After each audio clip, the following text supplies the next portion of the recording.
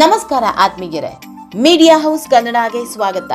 ಸಾಹಸ ಸಿಂಹ ಸಿನಿಮಾವನ್ನ ನಿರ್ದೇಶನ ಮಾಡುವ ಮೂಲಕ ಕನ್ನಡ ಚಿತ್ರರಂಗದ ಯಜಮಾನ ವಿಷ್ಣುವರ್ಧನ್ ಅವರಿಗೆ ಸಾಹಸ ಸಿಂಹ ಅನ್ನೋ ಬಿರುದನ್ನ ನೀಡಿದವರು ಜೋ ಸೈಮನ್.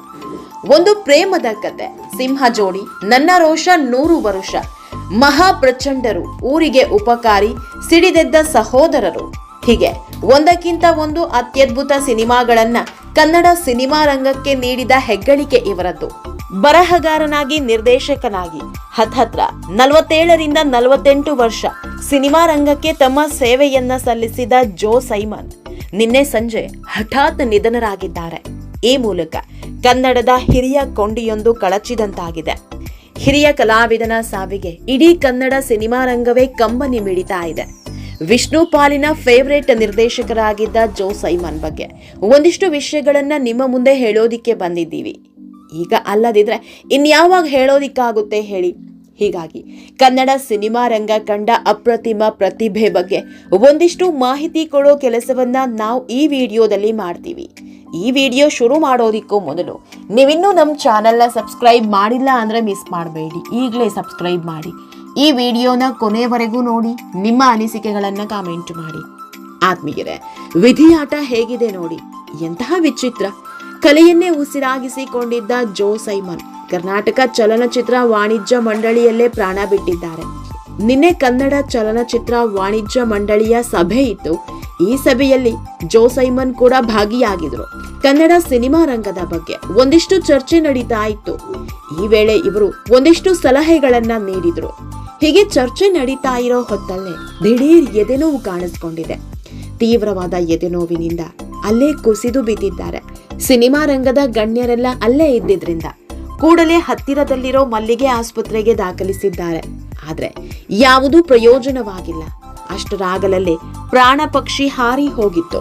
ವೈದ್ಯರ ಚಿಕಿತ್ಸೆಗೆ ಸ್ಪಂದಿಸದೆ ಜೋ ಸೈಮನ್ ಕೊನೆಯುಸಿರೆಳೆದಿದ್ದಾರೆ. 80 ವರ್ಷದ ಹಿರಿಯ ಜೀವ ಸಾರ್ಥಕ ಜೀವನ ನಡೆಸಿದಂತಾಗಿದೆ. ಆತ್ಮೀಯರೇ, ಜೋ ಸೈಮನ್ ಹಿನ್ನೆಲೆ ನೋಡೋದಾದ್ರೆ ಇವರು ಮೂಲತಃ ಮಂಡ್ಯದವರು. 1946ರಲ್ಲಿ ಜನಿಸಿದ್ದ ಇವರು 1967ರಲ್ಲಿ ಕನ್ನಡ ಸಿನಿಮಾ ರಂಗಕ್ಕೆ ಪದಾರ್ಪಣೆ ಮಾಡಿದ್ರು. ಆರಂಭದಲ್ಲಿ ಟಚ್ ಆಫ್ ಬಾಯ್ ಆಗಿ ವೃತ್ತಿ ಜೀವನ ಆರಂಭಿಸಿದ ಇವರು ಬಳಿಕ ಮೇಕಪ್ ಆರ್ಟಿಸ್ಟ್ ಆಗಿ ಕೆಲಸ ಮಾಡಿದ್ರು. KSR ದಾಸ್ ಮತ್ತು SV ರಾಜೇಂದ್ರ ಸಿಂಗ್ ಬಾಬು ಅವರಂತಹ ದಿಗ್ಗಜ ನಿರ್ದೇಶಕರ ಬಳಿ ಸಹಾಯಕ ನಿರ್ದೇಶಕರಾಗಿ ಪಳಗಿದ ಸೈಮನ್ ತಮ್ಮಲ್ಲಿದ್ದ ಅಗಾಧ ಪ್ರತಿಭೆ ಹಾಗೂ ಶ್ರಮದ ಫಲವಾಗಿ ಸ್ವತಂತ್ರ ನಿರ್ದೇಶಕರಾಗಿ ಬೆಳೆದು ತಮ್ಮ ಜೀವಿತಾವಧಿಯಲ್ಲಿ ಸುಮಾರು 30ಕ್ಕೂ ಹೆಚ್ಚು ಸಿನಿಮಾಗಳನ್ನ ನಿರ್ದೇಶಿಸಿದ ಜೋ ಸೈಮನ್ 100ಕ್ಕೂ ಹೆಚ್ಚು ಸಿನಿಮಾಗಳಲ್ಲಿ ವಿವಿಧ ಪಾತ್ರಗಳಲ್ಲಿ ನಟಿಸಿ ಸೈ ಅನ್ಸ್ಕೊಂಡಿದ್ರು. ಕನ್ನಡ ಚಿತ್ರನಟಿ ಭವ್ಯಾರನ್ನ ಬೆಳ್ಳಿ ತೆರೆಗೆ ಪರಿಚಯಿಸಿದ ಖ್ಯಾತಿ ಇದೇ ಜೋ ಸೈಮನ್ ಅವರಿಗೆ ಸಲ್ಲುತ್ತೆ. ಕನ್ನಡ ಚಲನಚಿತ್ರ ನಿರ್ಮಾಪಕರ ಸಂಘದ ಉಪಾಧ್ಯಕ್ಷರಾಗಿ ಮತ್ತು ಚಲನಚಿತ್ರ ವಾಣಿಜ್ಯ ಮಂಡಳಿಯ ಸಕ್ರಿಯ ಸದಸ್ಯರಾಗಿ ಜೋ ಸೈಮನ್ ಚಿತ್ರರಂಗದ ಹಲವು ಸಮಸ್ಯೆಗಳಿಗೆ ಧ್ವನಿಯಾಗಿದ್ರು. ಹೊಸ ತಲೆಮಾರಿನ ನಿರ್ದೇಶಕರಿಗೆ ಮಾರ್ಗದರ್ಶಕರಾಗಿದ್ರು. ಸುಮಾರು 40 ವರ್ಷಗಳ ಕಾಲ ಕನ್ನಡ ಸಿನಿಮಾ ರಂಗದಲ್ಲಿ ಸೇವೆ ಸಲ್ಲಿಸಿದ್ರೂ ಕೂಡ ಜೋ ಸೈಮನ್ ಅವರಿಗೆ ಸಿಗಬೇಕಾದ ಮನ್ನಣೆ ಮತ್ತು ಮಾನ್ಯತೆ ಸಿಗಲೇ ಇಲ್ಲ. ಈ ವಿಚಾರದ ಕುರಿತು ಇವರಿಗೆ ತುಂಬಾನೇ ಬೇಸರ ಆಯಿತು.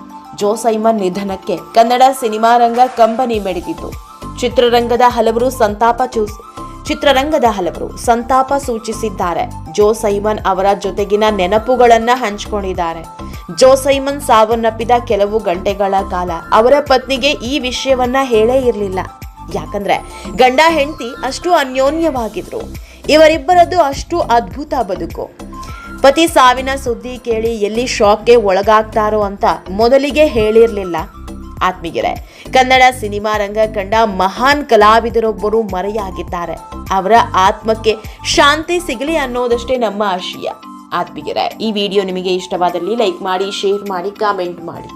ಇನ್ನೂ ನಮ್ಮ ಚಾನೆಲ್ನ ಸಬ್ಸ್ಕ್ರೈಬ್ ಮಾಡಿಲ್ಲ ಅಂದ್ರೆ ಮಿಸ್ ಮಾಡಬೇಡಿ, ಈಗಲೇ ಸಬ್ಸ್ಕ್ರೈಬ್ ಮಾಡಿ.